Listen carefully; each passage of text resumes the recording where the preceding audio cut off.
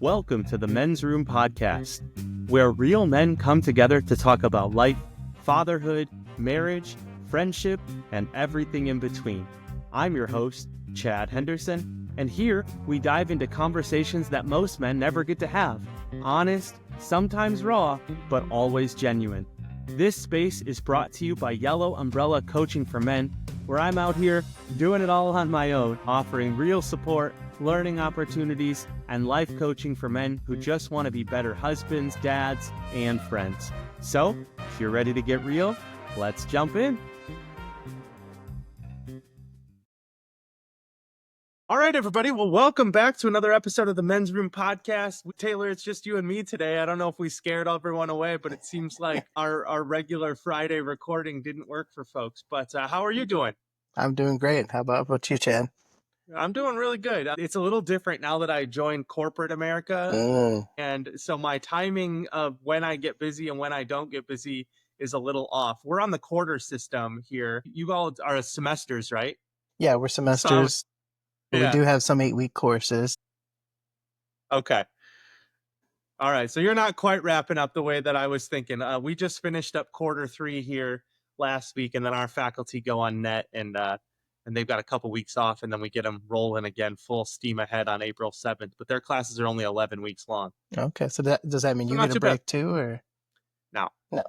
I mean a little bit. Like there's a few less meetings for sure, but no, it's kind of my time. I try and really maximize these 2 weeks just to like get as much done as we can. Cause we got to plan everything out, make sure we're ready to go for what I got to accomplish in quarter 2. But it's been different switching from sort of completely a school-based calendar life to now I'm constantly talking to my family about like, oh, March is going to be busy because it's the end of a quarter. My wife's like, what are you talking about? So anyway, boring corporate stuff, but cool. Glad your semester's going good.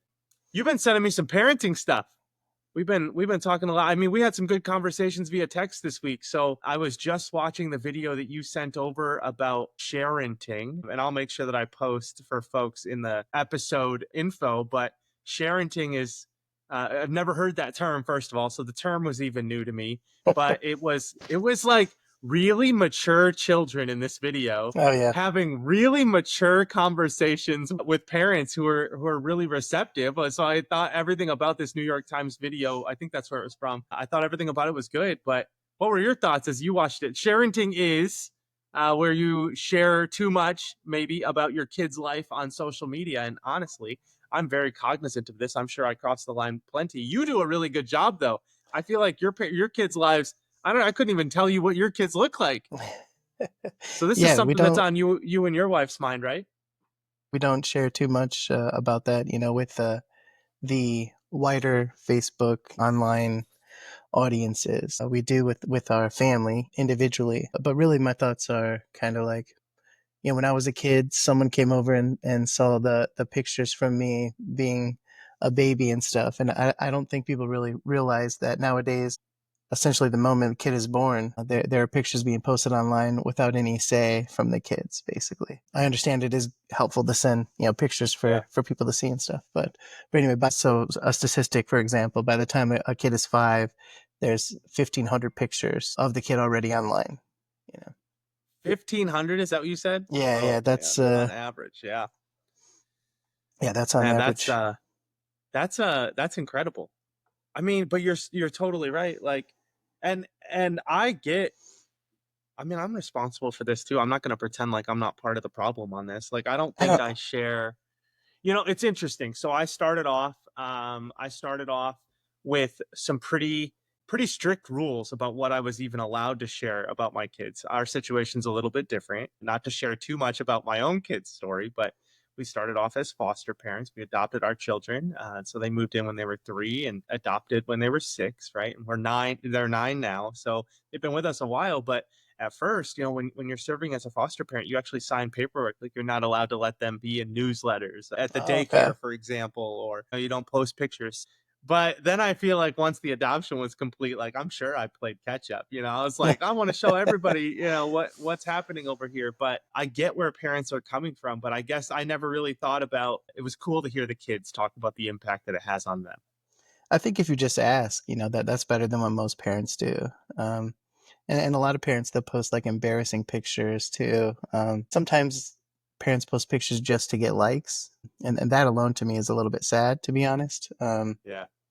I mean, I know we get that dopamine hit and stuff, but to share with family, I think it's tough. Or big events, or even like I said, if you ask the kid, like, "Hey, are you cool with me posting this online, or would you like me to post this online?" Something like that, I think would be Yeah. that's a good I've idea done norm better to at set. that. I've been done a better job of that recently. You know, you just said something though that I've only recently become aware of for myself. Honestly, is I shared on the last podcast that I got diagnosed with ADHD, and honestly, that diagnosis helped me. I mean, it doesn't change a lot, but it changed the way in which I understand myself. And so now at night, when I am wanting to go in the kitchen and snack, or I'm wanting to doom scroll through my phone, which I still do every night, but I am more aware of like I'm searching for dopamine. Like that Uh-huh. is what I'm trying to find. And that's an interesting point. I don't think a lot of people like realize why they're grabbing for that phone and scrolling or why those likes feel so good. That's an interesting point.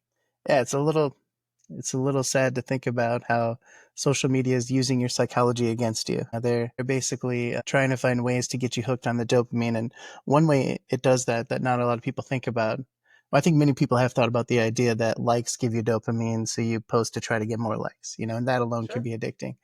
But the Sure. other way is that we all always want to know the newest information. Evolutionarily in the past, that was helpful because we didn't have access to this kind of information. So nowadays, it's kind of being used against people to constantly have this feed that can be updated over and over again to get the most recent information. It's just something to be aware of, I think. And then also, Yeah. I am trying to do a little bit of dopamine detox, and um, yeah, you can take that to the extreme, but I'm just trying to do simple things like if I go on a walk, let's just go on a walk. If Not have to have music. Yep, not to have Yeah. music or listening to YouTube on the way, or even Hmm. scrolling. Sometimes I'd be scrolling because I take night walks frequently, and Yeah. sometimes I'd be like on my phone scrolling while I'm walking. That's ridiculous. But Yeah. even there is some people in psychology that recommend things like staring at a wall for 5 minutes, which is an interesting idea. But I will say I've done it a few times. Like I'm in the middle of grading papers, I'm having trouble focusing. Those papers seem a lot more interesting after I stare at the wall for a few minutes. You know what I mean? So Yeah. I want to be clear though. I am interested in my students' papers. It's Yeah. just it's a little tedious, sometimes Yeah. to grade 100 papers in a day or whatever. Yeah. It's impossible to be successful at that kind of task. But no, that's a really good point. So dopamine detox. That's a really good point. I think about it sometimes like I never give myself that space to like just allow my head to not have anything in it. I am constantly taking in Mm-hmm. information, right? Like Yep. I might sit, I have days like my job can be a little tough. I love it. I love my job, but I can have days where I'll sit in meetings literally for 9 hours straight. Like I Oh might my get a 30-minute goodness. meeting or whatever, right? So those are challenging mental days.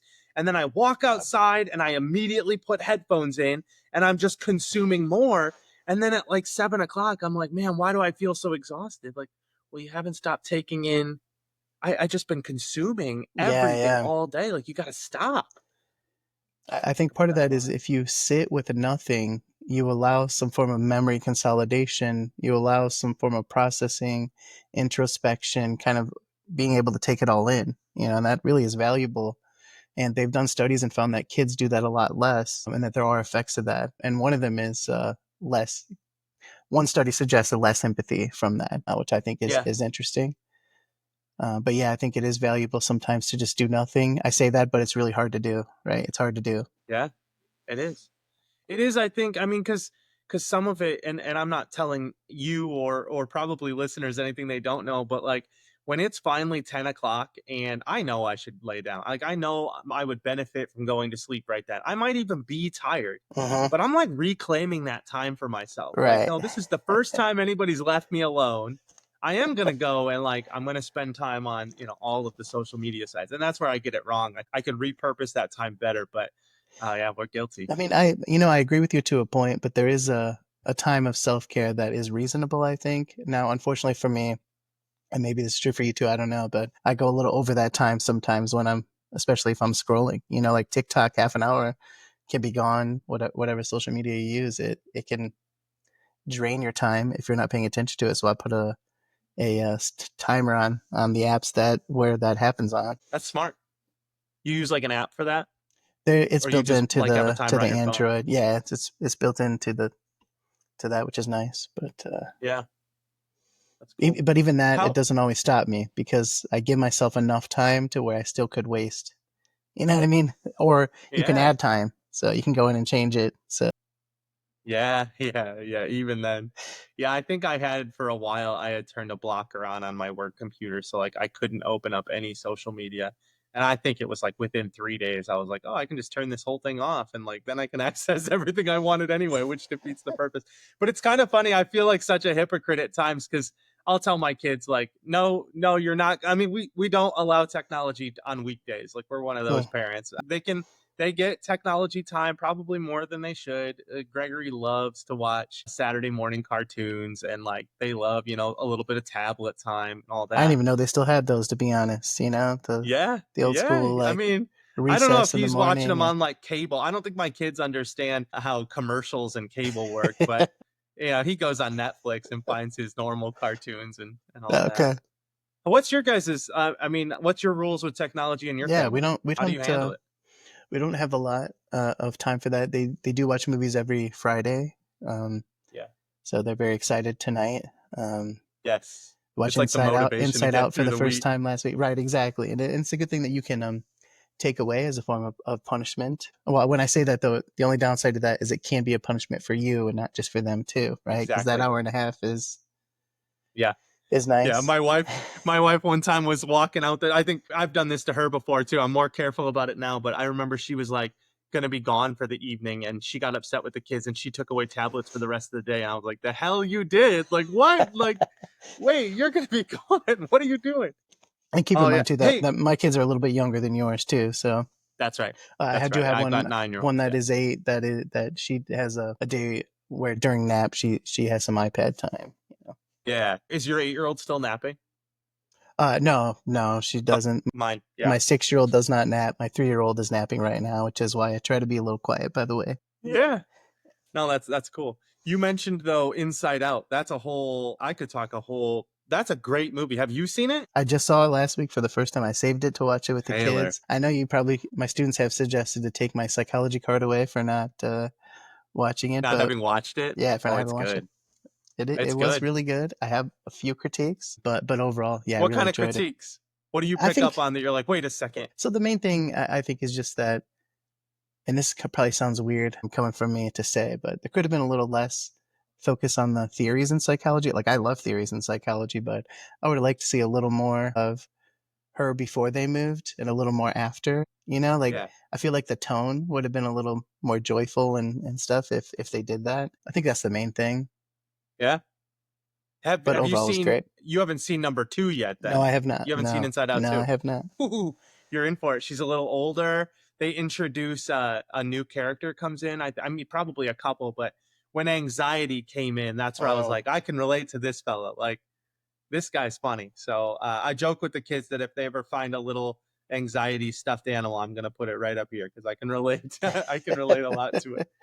I I don't. can't remember which one is Inside Out 2 and which one is Inside Out 1, but it was fun to watch that with the kids and realize like I think a lot of adults would benefit because I don't know about you, but without therapy, I don't know if I would have spent a lot of time even like understanding the difference between my own emotions, certainly not the physical feelings. I only learned in therapy that like I had turned my ability to feel emotions off. I didn't even allow my emotions to have physical symptoms anymore, which I discussed with my therapist. Actually, feels like a superpower. But she has helped me understand that like no, actually feeling feelings, like you don't get to feel the good ones either. Like you can't avoid the bad Oh, ones because yeah. you're not feeling like the range is the important part. So It's I can interesting you say say like that because I feel like that was a big point of the movie. Because yeah, like near the end they talk about you need to feel your emotions and process them because if you don't, then you can't move forward. And that to yeah, me was one of the biggest plot lines in the first one, at least. yeah, 100%. Mm. Yeah, but even just the way in which, like, if they're exploring a topic, the way you will see those characters interact with one Mm, another. And when you really mm. stop to think about like the way in Yes. which your body can feel sadness and excitement and anxiety, just a super awesome way, I think, to talk it through with the kids. Yeah, there's this thing called the wheel of emotion that talks Oh, about yeah. that. Yeah, so a lot of times when you feel an emotion, you're not just feeling one thing, you're feeling multiple. And so if you try to understand Yeah. that, I think it can be helpful. I also liked how it focused on memory quite a bit and the idea of having like core memories and how important they are and how sometimes you forget memories because you can't store everything. That was the whole thing with the Yes. imagination that Sending it like back. disappeared and or one part of the Yes. imagination disappeared to make a room so that joy could continue, something like that. But Yeah. Have you heard of do your kids use we have a chart here. I think it's called the untouchables. no. It's another way that like we oh man, I don't have it pulled up right now, but there's all these characters that like enter our lives is the way they describe it. Like they kind of enter your body and all of the sudden like there's one called like maybe like chaos. And Mm, like when that mm. enters like it scrambles everything up. And so sometimes my kids like when they're really on it, they can have a conversation about like which untouchable. Of course, they'll use it against me sometimes too where they You're don't want to feeling they don't this. want You're to feeling this. yeah, exactly. But which is good because that means Yeah, they're understanding it. But yeah. They're no, applying it's it, so that's yeah, that's good. yeah, they're starting to Uh, practice it. And we didn't have that curriculum when we were kids. no, Like no. I This would is have loved. I mean, I think we missed out by not having curriculum that paid attention to helping us understand emotions. I think my kids spend at least a quarter of their day working with people on like understanding emotions and they'll read like they're doing activities and learning, but I'm just so thankful. yeah, You that see is that great. there too? My kids have talked a little bit about some of that curriculum that they have. I also saw an anti-bullying program that they had, which is great. Yeah. It does remind me that there was a study that found that for popular kids, that one type of popular kid is the kid who's in touch with their emotions, can regulate. So basically, the study found that emotional intelligence was a good predictor of popularity, basically. Yeah. Emotional intelligence was a good predictor of popularity. I think I got better. When do you think you felt like you gained real emotional Oh, intelligence? man, Like substantive? I would say probably later in high school. In high school at some point, maybe. I don't know. Middle school was kind of more fun. I don't know how you feel about that, but Yeah, middle school was good. I think for me, like I think there were some things that happened at home that required me to grow up a little faster than I should have. So in mm, some ways, I think I was emotionally intelligent, but it was usually, I think, in looking for problems or trying to diagnose like impending trauma situations or stuff like that. And I mm-hmm. think that stunted me from being able to develop emotional intelligence in dealing with friendships or being able to understand how I was personally feeling, if that makes sense. Yeah, that does make sense. I think in the teenage years, I mean, I had some rage issues. I had that red fireball, quite a bit, which did help me with working out and stuff sometimes. Yeah. But I also couldn't turn it off all the time, so that was kind of a problem. So learning Yeah. to regulate that. Yeah. Picking up, I mean, you developed some pretty strong relationships in high school. I wonder, you obviously had emotional intelligence. Again, it's always interesting for me to hear you talk because, like, I will continue to acknowledge that that's not the way that I saw it. Like I didn't see you having those separation issues. You seemed from my angle like when you were out of the football or wrestling context, I felt like you were this psychology person, right? Like I Mm. kind of always thought that, but you don't think it was as balanced.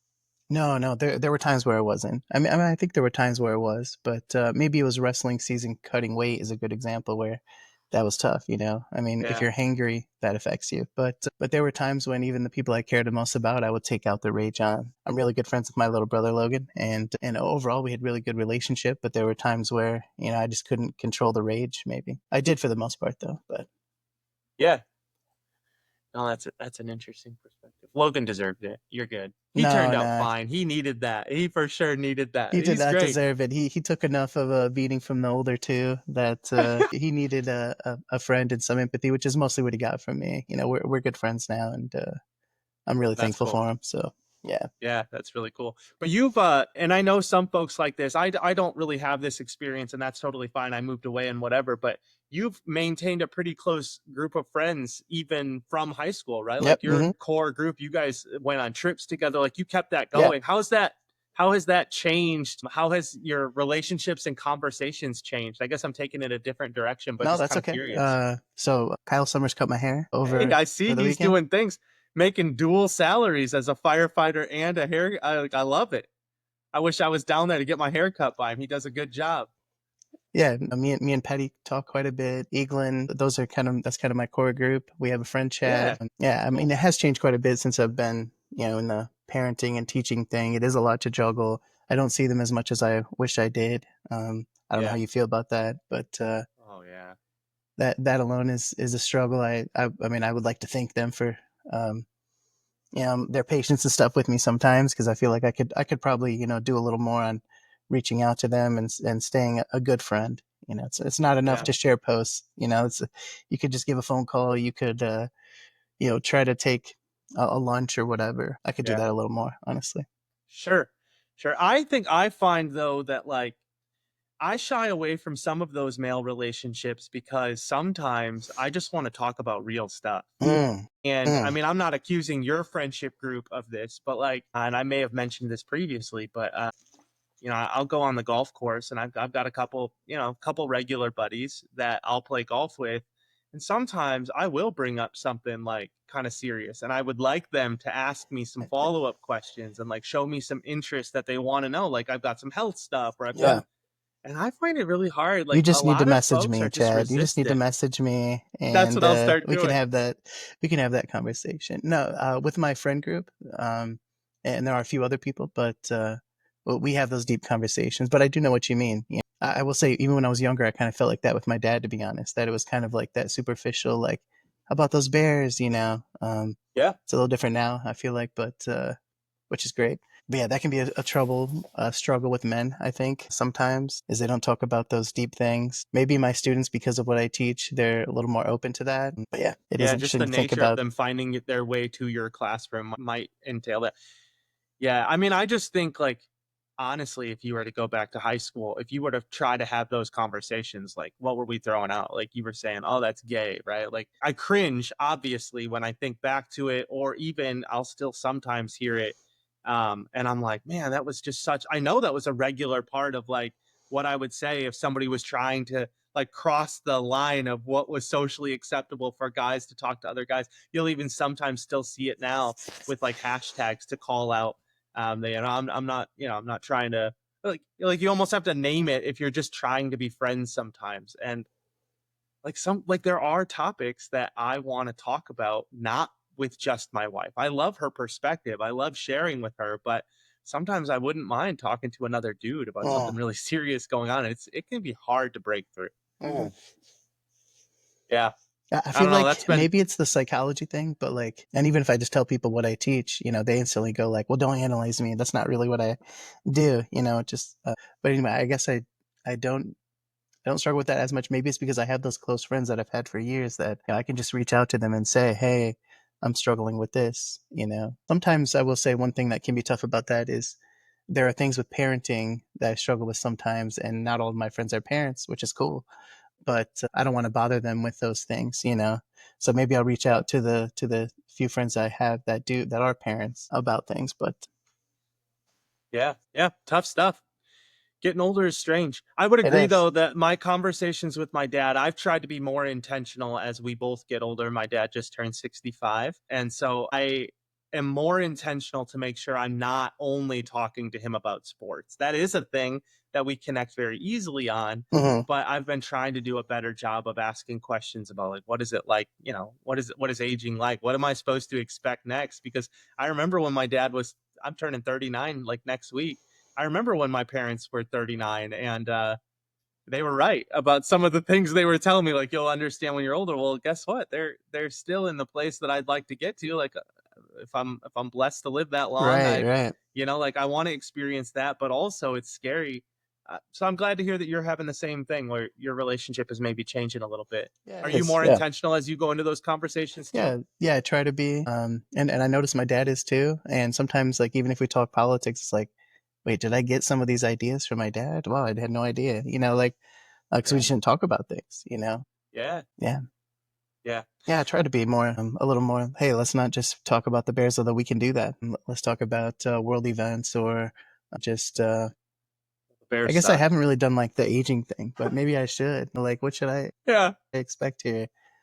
I don't know. I mean, I think it's interesting because so if you want to talk theorists, right? Like I went and got my first master's in leadership and student affairs. And one of my favorite theories in grad school, and maybe it was just because it was one of the easiest concepts, but there was a Nancy Schlossberg had it's called transition theory, right? And it's about how people transition to different points in their life. And I was focused on that time as a transfer student going from community college to a 4-year university where they had Mm, never had somebody from my community college, right? Like that's where I mm, was when I was learning it. But years later, now her entire transition theory is based around transitioning into retirement. And I mean, I see a lot of men that I know, at least in my circles, right? And I hang out on a golf course, so maybe it's not the best indicator of overall life, but I see a lot of guys that like head into retirement with no plan. And luckily, at least if I know them from golfing, they have a hobby and they're continuing to move because I think that's the most important yep. part. Mm-hmm. But you see stories all the time where like,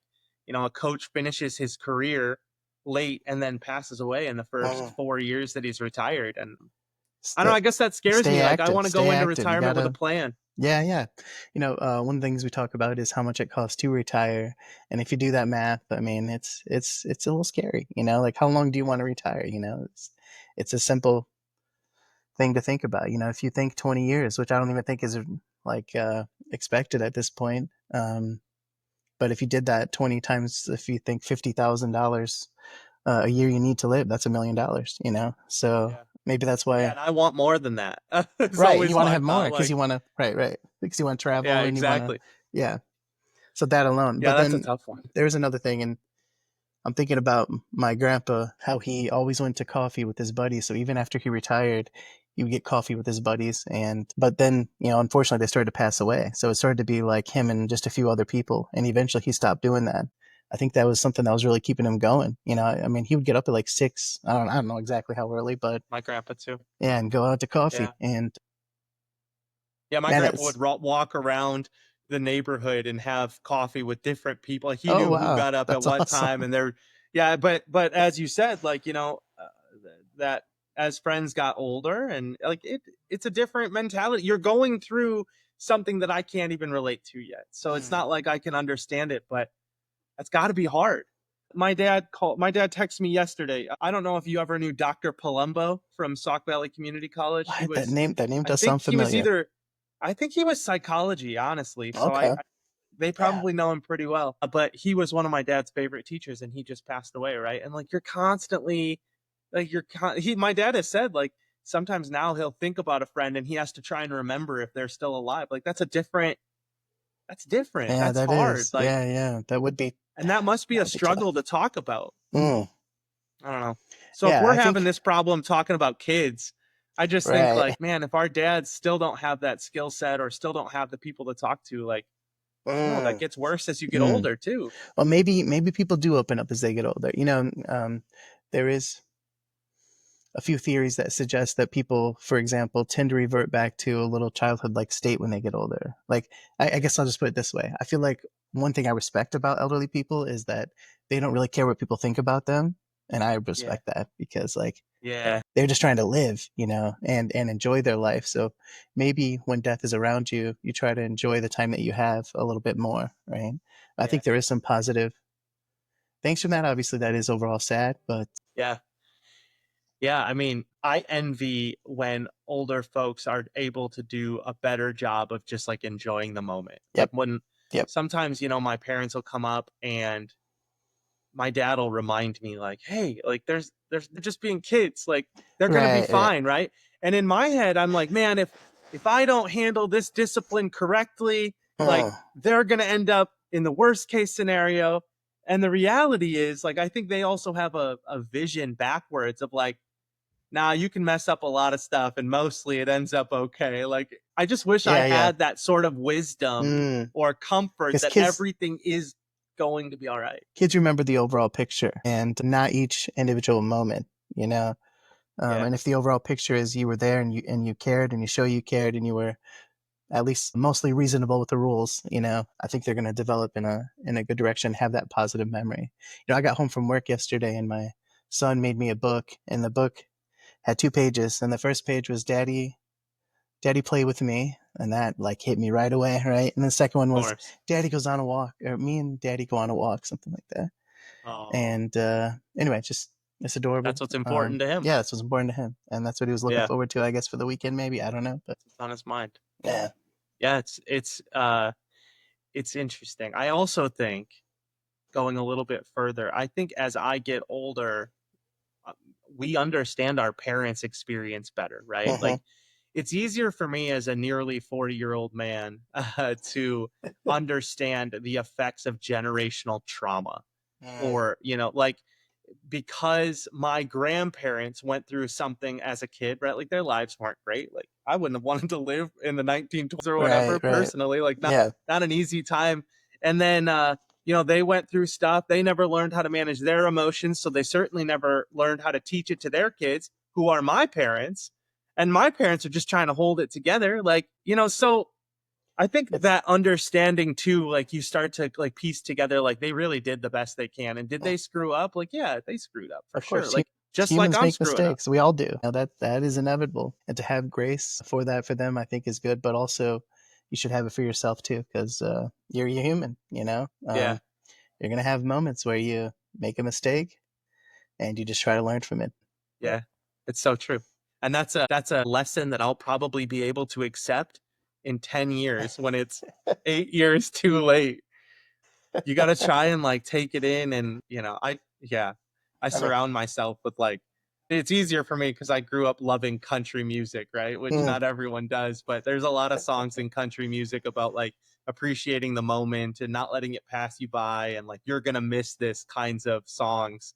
And I think I always try and make sure that I'm emotionally connecting to those. Like, that's what makes me feel like I need to make sure that I'm maximizing the time with the kids right now. Cause, like, right now, yeah, you yeah. are gonna miss this soon. Well, there's only Anyway. so long too where they want to be your buddy, you know, where they want to go and play. You know, like when they're teenagers, you're not going to be the number one influence on them anymore, you know. Yeah. And so, like the time is now to be involved, to be playing with them. That is a lot of pressure, though, right? That is you're shaping them, you're influencing that voice in their mind, which I think is absolutely huge and key. That's a core memory from to reference Inside Out. But Oh yeah. Yep. happy birthday, by the way, next week. Happy early birthday. Thanks.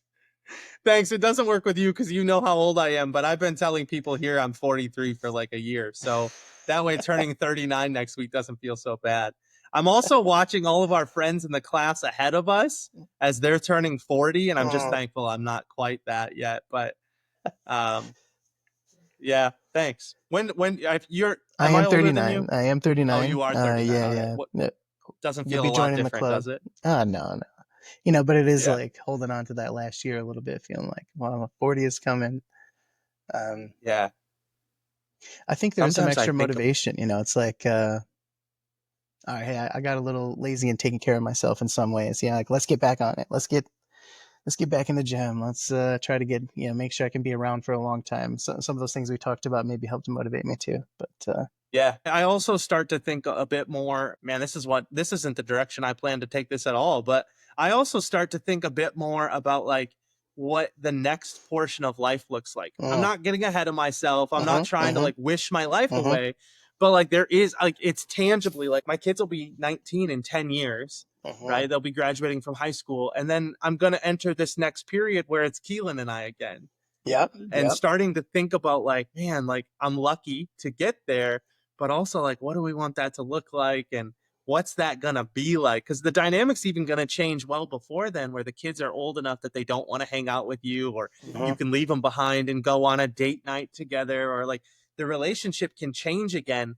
And so I'm not that I'm again not wishing my life away, but I'm looking forward to like getting to know my wife again and getting Yeah, to have some of that time and separation a bit too. So it's a Same. balance. Same. I am excited about it too. We'll be in a similar way that you kind of had to redefine and adapt to having the little ones. You can adapt to back to enjoying a life together. Which I'm not saying that you're not Yeah. doing right now, but it's Right. it'll be a different, and then the roles will change. Like, I think it's a lot to look forward to, honestly. And what's interesting about that, I also want to say this to you because I know your birthday's coming up, and I know you're thinking a lot about it. Ah, But it's just that if you think about it, man, I almost don't want to say it because I feel for you because I I know want it's it. tough. I want it. Yeah. But basically, we are in midlife in a way, Yeah. and a lot of people think that the majority of people have midlife crisis. Well, the research shows it's more like 20 to 15%. And for the most part, people in midlife are doing relatively well. Like, you have a career, you've accomplished some things. Maybe not everything you will, but tend to be pretty good at your job and stuff at that point. At this point, I'm trying to still internalize it a little bit, right? Like, think Yeah. it is hard, but Yeah. No, you're totally right. And it's midlife if we're lucky, right? right. Like it's, you know what Yes. I mean? And like, Yes. cause there's all kinds of stuff. Like I'm more aware of, like, we are not invincible. Mm-mm. I am not promised tomorrow. And like, those are not just like corny quotes that I thought they were, when coach would say it at golf practice to, like, it doesn't matter how you're doing. Like, just enjoy that you're out here playing golf with your friends. It's the same kind of thing. You're not promised tomorrow though. And No, you're not. so, like, yeah, I'm midlife if everything goes Things according to go well. plan. Right. Right. Yeah. So I So what guess does I that don't know mean? if maybe I guess I'm a bit more maybe keenly aware of that because of my own medical experiences, and like Mm. I've had a couple of experiences where it was kind of close, and a a doctor, a medical field saved me. Um but do you feel any of that as you get a little older, that like appreciation for, like, I'm not as likely to take risks. Like, you won't catch me driving my car the way that I did in Right. high Oh school my now, goodness. right? Just looking back, I used to drive my dad's station wagon that out by Sauk going super fast and feeling like, or even just running to into things with my pads on and laughing about it and stuff. Like, looking back, I wish I hadn't done that. But yeah, I'm not going to be doing stuff like that these days. 100%. I did climb a tree about 10 years ago, and I regret it on the way down. You know what I mean? Like, this is a tree I used to climb as a kid all the time, and I was just trying to live back just a little bit and Yeah. realize, like, One more time. I'm getting to the top. I had some That's injuries funny. from that coming down. So, Yeah. That's funny. but Do you yeah, stay in touch with any teachers from high school, or any? not as much from high school, from college, from my community college. Ralph Pfeiffer is a mentor of mine. I do talk to him frequently. Terry Lynn Funson, they both taught psychology at Sauk. Yeah. Um, Yeah, I had some good. I mean, I will say this. I've been in school for way too long. I got two master's degrees. In Taylor, I did something stupid. I oh, just signed up to start my doctor in business wow. administration. How's that So I don't stupid? know how I'm going to do that Congratulations. while yeah, thank you. So I'm just going to run a business and a podcast, write a book, which I'm working on, and Wow. also get my DBA. Not to mention I have a full-time job. But anyway, um, That's I will impressive say that balancing, no matter sir. what level of school that I have been in, my SOC professors were the hardest because I felt like they knew me. They knew what I was capable of. Mm, Their curriculum was harder. I remember taking a course. I was an elementary education major, and I took a course on, like, the special child. It was like a special mm, education course. mm. And my next college did not accept it as transfer credit. So I got the opportunity to take the course at SOG and then again at Hamlin. The lady that taught my course at SAUC was the head of the district in Dixon, right, for special education. We took, as the final test, we took like the state licensure exam, right? Like, she Wow. cared deeply. She was living out that mission and being a part-time faculty on the side because she cared about it. And at Hamlin, I loved my education at Hamlin. Like, they were great faculty, but ain't nobody working as a special education teacher, right? So my experience at SOC was way harder. And some of it is like I wasn't maybe ready to study just yet, and I was still Yeah, learning like what it that's one meant. thing I was But gonna say. I do feel like it was more difficult because I didn't know my way yet. I didn't know who I was. I didn't know what I wanted to do. I started. I was I didn't know how pre-med. to That didn't work. study. I didn't know how to study. Didn't know how to take Pre med is what notes. you started as. Yeah. Yeah, there you go. I Yeah, mean, you yeah. can't, That you know. when I took psychology and sociology, it was like, all right, this is what I like, you know. Yeah. Oh, that's cool. Yeah, I got one B in grad school, which I'm still upset about. But at SOC, there was quite a few tough grades there, you know. So I think you're onto something. I think maybe, you know, with that. 100%. And I'm always thankful that my first 2 years were at SOC because I never had to count my GPA at Hamlin based on some of the C's that I got at SOC, right? Because I mean, math and chemistry were hard. First of all, Yeah, chemistry, we were having the same chemistry teacher I took in high school. It was basically like our high school 2.0. I'm glad I went to SOC. I'm glad I had that experience. I would recommend community college to anybody who's going, I but would too. sometimes I I wish would I would too. have Not just because I teach at one, 100%. but you know, the lower cost I think is beneficial. I would Yeah. I would like us to add more trades, you know, but both at Salk and at Kish. I think that would be and Salk and they both do a pretty good job of that, honestly. But I just think like it would be smart for community college to adapt in that way, you know, to add Yeah. more and more trades. Like college isn't the only way, and trade jobs matter. You know, all the we need people to do all kinds of different jobs. Well, in trade jobs, if I could go back, I mean, I Right. love what I'm doing, and I'm thankful for the education that I've gotten and everything. And I know I'm super lucky to sit in this chair for 9 hours a day because Mm, I have friends that are out there busting their ass for 10 hours who would kill to be sitting in my desk in front of a computer, right? But instead, they're breaking their backs and stuff. right. However, if I could go back, I wish there had been more encouragement about going into trades, right? Like, I Yep. wish I would have gone to the vocational center a bit more and learned how to do plumbing or anything, like Same. work on Yeah. cars or something. And instead, I felt like I felt like the, I don't know, I felt like it was like if you went that way, like you were one of the kids that like wasn't going to be able to go to college. I feel like there was a stigma, is the There word was I a was looking stigma. for, Yeah, and around the vocational center. it really And shouldn't be. You know, there shouldn't be. even if you're just taking those classes for life skills, there's so much value in that, you know, even if it isn't going to be your career, like, you know, and it's interesting. They are starting to cut things like home ec even, or Yeah, music that's and so art. stupid. Like, Well, yeah. but yeah, to not teach shop or even like, why isn't there like plumbing class? You know what I mean? Like there's basic, I wouldn't have uh, taken it. I would have The taken, stigma, I yeah, mean, I would take it now. I would take it as an adult, but like at the time, like you were either in with the kids taking wood shop already, right? And you were hmm just one of that crew that then yep. you took woods and like you, or like you you didn't belong there or like it didn't work that way. I don't know. That's how I I felt. took, yeah, no, And I agree with totally you. There unfair, was but a stigma, and yeah, there really shouldn't be. I did take a consumer economics class at NIU, which I did learn a lot of how to be a smart consumer type yeah. things, which was valuable. Yeah. Oh, that's right. You went to NIU. Did Yeah, you live on campus or did you commute no, back and I forth? commuted. Yeah, it's pretty much the same commute I have now to work, but Cool. Only one other team beat Notre Dame this year. right, right. NIU Hey, and only let's one go. other. That's So right, that was Huskies. pretty cool. No, That that's was pretty cool. cool. Yeah. Um my wife, hold on. No worries. You were talking about consumer ed and some of those courses. Yeah, I took one of those in high school. Um I don't know. I wish there was more to learn about life just in general in high school, but yeah, Even the even emotions side, even the we talked emotion about that side, the earlier. life skills, yeah, I think there's a focus on like academic problem solving, which is understandable to a degree. I know that a lot of school gets their funding uh, from testing and stuff, but the what about the life skills part? I think could do a little better job of focusing on those, and also like you said, getting rid of that stigma. I think would be huge. Yeah.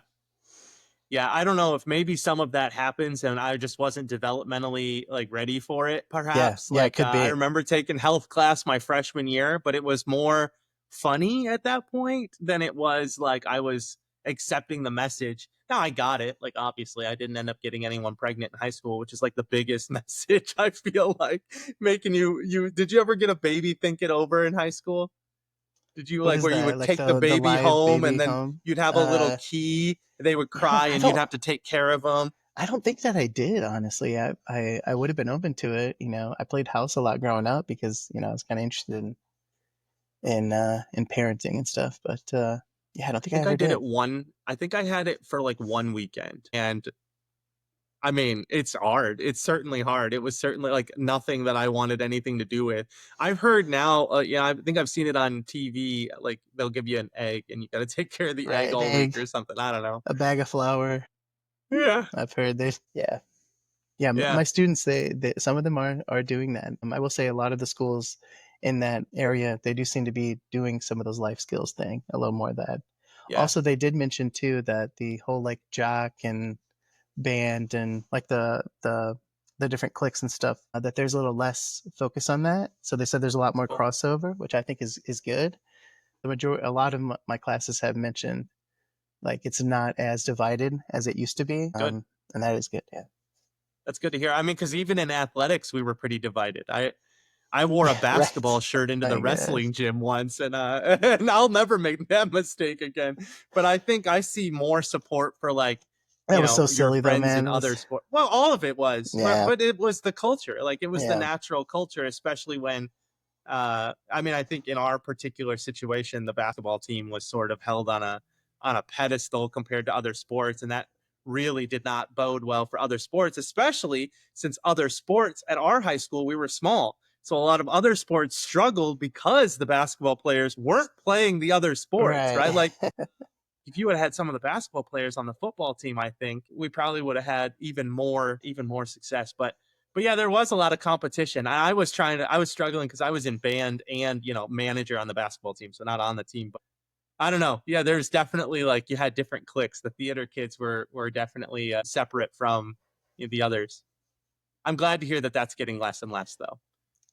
Same. Yeah, it never should have been so divided like that. But they mentioned an example of like the star, you know, star jock or whatever being on the theater team or whatever. Yeah, And like that, I feel like is almost unthinkable for us when we were in high yeah, school, you know? yeah. I go to my nephew's choir concerts, and a lot of his football teammates are in the choir. That's And awesome. Yeah. that never would have. No. I mean, I wish, Right. because I think choir would have been fun. It would have been a different way to connect with everyone. And Mm-hmm. but it's just not. I hope that that continues to get less and less. I know that I we try and do a very intentional job of making sure that the kids are not just in sports, but like we'll make sure we offer them to sign up for an art class. They did a theater camp.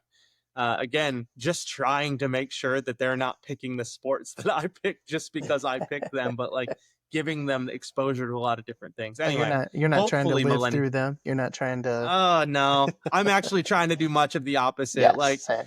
I'm thankful that my kids have picked sports that I know nothing about. Now eventually, hopefully, I can get them playing golf because it would be fun to like have that. I think that's just a skill, a fun thing to have in your arsenal as a human, because it comes up a lot as you get older. But my daughter does cheerleading, my son does soccer. I know nothing about those. My daughter does soccer too. I coach her team. I know nothing about soccer. All you gotta do is root for them, right? Root That's for what I them said. and practice with them. You'll get a little better at it, and so will they. And Yeah. but be their cheerleader is the number one thing that you should do as a parent. Just be in their corner, not too loud, but you know. Not too loud. Definitely not too loud. Not to, I also, and I created a little guide. I don't know if you've had a chance to see it, but folks can check it out on the website right next to the podcast. But I created a little youth sports guide because I now understand better. I've read some articles about how important and critical the conversation that you have with your kids on the way to the sport and on the way home Mm, from the sport is, right? So like rather than, and it's hard because when he gets done with soccer practice, right? And there are times where like you're not even hustling, like it looks like you're not right. even trying, and but I know that does no good. Like it's not what he needs from me. That's his coach's job. As bad as I Mm, want to say it, we'll get in the car and I try and do a much better job of saying, I loved watching you play today. What was yep. your favorite part, right? Like, and I Mm, don't even ask questions about sometimes when I'm at my best. Again, I'm not holier than thou or like the ultimate dad, but trying to be more conscious of that. that's a good tip. My son's playing soccer too, by the way, which is something Yeah, I never really played. cool sport. Yeah, it is. It is, and I cheer for him. I root for him. I do encourage him to do his best, but also, to have fun. I think that's Yeah. at that age, it's the most important thing. If you want them to keep doing it, focus on that. You know. Yeah. The moment it becomes work. And that's a struggle too, because Gregory will sometimes say he doesn't want to go. but that's because he wants to stay home and watch TV. So there's a little bit of like, I need to push him to Mm, remind him that he mhm. loves doing it, Right. but I don't want to push him past the threshold where I'm forcing him to do something he doesn't want to do. So there's like this motivation Mm. gray area that I'm trying to navigate, because like you got to do something. Like you Right. You can't gotta do just sit at something. home Yep. and like go do something. Like if it isn't soccer, what are you gonna do? Like just pick something else. You're getting into that. Your kids are gonna start picking stuff soon, and that's cool. Yeah, Your 8 year I old don't know playing what I would anything? say. She does dance is her big thing, and she's Yeah. in Okay. a few different dance things. She does like has like a yearly recital, I think it is. Yeah, those And are again, fun. I don't know anything about dance, but Yeah. obviously I go and cheer her on. It is funny because she does try to kind of hide. Like, so my wife got to do viewing week, and I don't get to see it though until the recital. So Oh yeah. Oh yeah. I she's like, I want remember it to be a surprise for you, you know. I'm Gregory like, and Ella okay, both did dance together one year. oh, I was that's cool. glad to see he did it. He did it because he said he wanted to see backstage. And so he danced and practiced and rehearsed for the entire 9 months. And then he got to go backstage and give the performance. And after it was over, I was like, are you going to do it again? He's like, no, backstage wasn't that interesting. Like, he's like, it's not what I thought it was going to be. He's like, he just really wanted to see.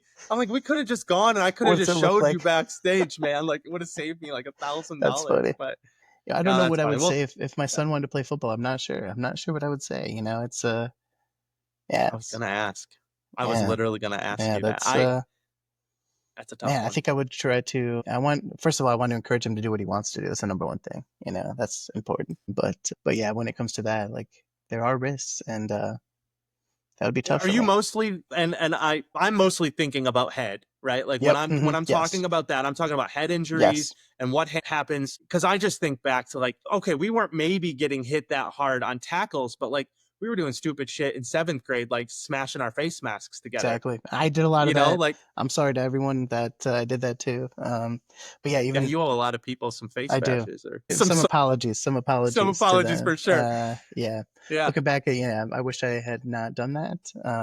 But we had no education. I don't even think like at that point, we were still watching the NFL that was.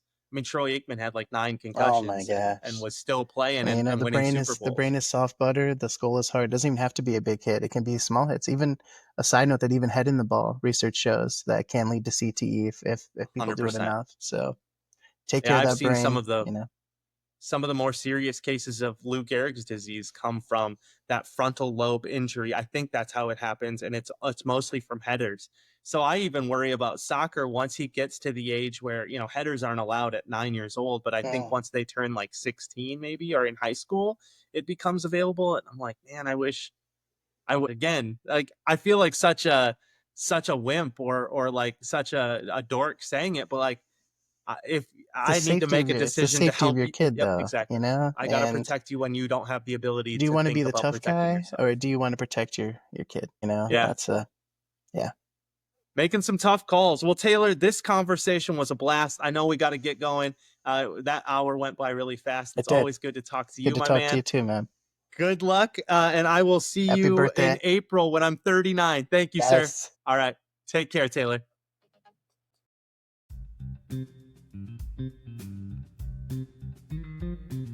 Thanks for joining us in the men's room today.